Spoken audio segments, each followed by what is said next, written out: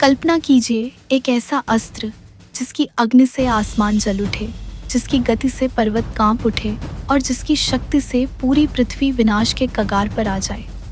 इस अस्त्र का नाम था ब्रह्मास्त्र। लेकिन क्या हो अगर किसी महान योद्धा के पास यह अस्त्र हो, फिर भी वह उसे इस्तेमाल न कर पाए। यही कहानी है कर्ण की, शूरवीर, दानी और महाभारत का सबसे त्रासदीपूर्ण पात्र, जिसके पास थी अपार शक्ति, पर नसीब ने उससे हर निर्णायक क्षण पर सब कुछ छीन लिया। आज हम जानेंगे कर्ण और ब्रह्मास्त्र की वो कहानी जो आपने शायद पहले कभी नहीं सुनी होगी।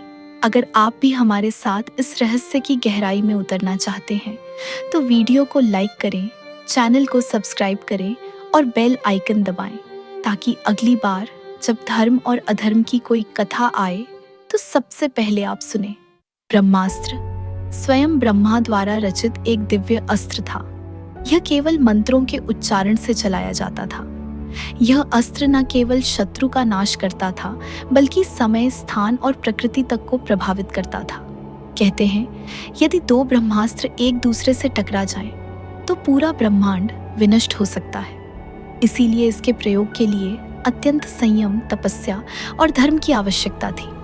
वेदों के अनुसार ब्रह्मास्त्र केवल वही चला सकता था जिसकी आत्मा पूर्णतः शुद्ध हो। इसके कुछ प्रमुख धारक थे: अग्निदेव, परशुराम, द्रोणाचार्य, अर्जुन, अश्वत्थामा और कर्ण। कर्ण को बचपन से ही युद्ध कला का मोह था, लेकिन समाज ने उसे सूत पुत्र कहकर नकार दिया। कोई भी राजर्षि उसे शिक्षा देने को तैयार नहीं था, परंतु कर्ण की लगन हार मानने को तैयार नहीं थी। वह गया भगवान परशुराम के पास, जो केवल ब्राह्मणों को शिक्षा देते थे। कर्ण ने झूठ बोला कि वह ब्राह्मण है, और परशुराम ने उसकी प्रतिभा देख उसे शस्त्र और दिव्यास्त्रों की शिक्षा दी। परंतु विधि को कुछ और ही स्वीकार था। एक दिन परशुराम थक कर कर्ण की गोद में सो गए, और तभी एक जहरीला कीड़ा कर्ण की जांघ में काटने लगा। कर्ण दर्द सहता रहा, क्योंकि वह नहीं चाहता था कि गुरु की नींद टूटे। पर जब परशुराम जागे और देखा कि एक ब्राह्मण इतना सहन नहीं कर सकता, तो उन्हें सच्चाई का आभास हो गया। गुरु ने क्रोधित होकर कर्ण को श्राप दे दिया। जिस समय तू इस दिव्यास्त्र का प्रयोग करना चाहेगा, उस समय तू इसका मंत्र भूल जाएगा। कर्ण अब महान योद्धा बन चुका था। उसके पास दिव्य कवच कुंडल थे, धनुष विद्या थी और सबसे दुर्लभ ब्रह्मास्त्र भी। परंतु हर उपलब्धि के साथ उसके भाग्य ने भी उसे कोई ना कोई अभिशाप दे दिया। कर्ण ने दानवीरता में कुबेर को भी पछाड़ दिया, लेकिन एक के बाद एक उसका जीवन अभिशापों से भरता चला गया। परशुराम का श्राप, धरती का श्राप, जहां उसका रथ धंसा, इंद्र से छल पूर्वक लिया गया कवच कुंडल, और सबसे बड़ा, समाज द्वारा सूत पुत्र कहकर अपमान सहा। परंतु कर्ण ने कभी धर्म का साथ नहीं छोड़ा। वह मित्रता, कर्तव्य और वचन पर अडिग रहा। और जब महाभारत का युद्ध आया तो एक और त्रासदी उसका इंतजार कर रही थी। कुरुक्षेत्र में कर्ण और अर्जुन आमने सामने खड़े थे।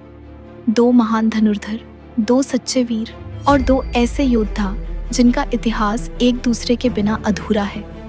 कर्ण के पास था ब्रह्मास्त्र। अर्जुन भी उसे चलाने में सक्षम था, लेकिन कृष्ण जानते थे कि ब्रह्मास्त्र से युद्ध का अंत केवल विनाश होगा। जब कर्ण ने युद्ध के सबसे निर्णायक क्षण पर ब्रह्मास्त्र का प्रयोग करना चाहा, तब परशुराम का श्राप फलित हुआ। उसे मंत्र याद नहीं आया। उसी समय उसका रथ धंस गया और वह नीचे उतरकर उसे निकालने लगा। कर्ण ने धर्म का पालन करते हुए अर्जुन से कहा, जब मैं निहत्था हूं, तब मुझ पर प्रहार न करो। परंतु कृष्ण ने अर्जुन को आदेश दिया, धर्म का पाठ उसे मत सिखाओ, जिसने अभिमन्यु को निहत्था मार दिया। और अर्जुन ने कर्ण का वध कर दिया। ब्रह्मास्त्र केवल विनाश नहीं था, वह एक चेतावनी था। महाभारत हमें सिखाती है कि शक्ति जब बिना संयम के हो तो वह नाश का कारण बनती है। कर्ण के पास शक्ति थी, परंतु विधि ने उसे हर मोड़ पर परखा। उसके जीवन में बार बार आया धर्म का अवसर, पर मित्रता, कर्तव्य और सामाजिक अपमान ने उसे एक ऐसा मार्ग चुनवाया जहां से कोई वापसी नहीं थी।